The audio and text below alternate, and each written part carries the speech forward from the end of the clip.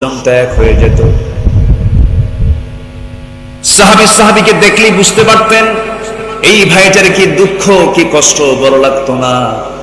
তাদের মাঝে টেলিপ্যাথি হতো, স্বপ্ন পর্যন্ত এক হয়ে যেত।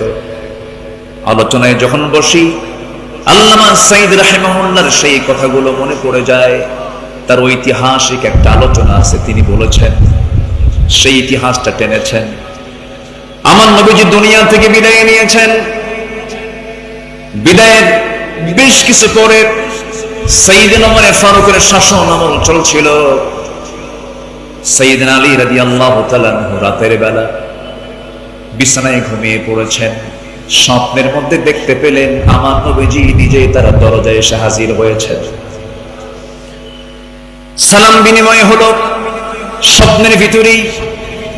সালাম দেওয়ার পরপরই রাসূল আমার নবীজি নিজে তার শিয়রে পাশে এসে বসলেন। বসে বলছেন, আলী, বহুদিন যাবত দেখা হয় না, আজকে দেখার জন্য আসলাম তোমাকে। মুখটা ফাঁকা করো। মুখ ফাঁকা করলেন।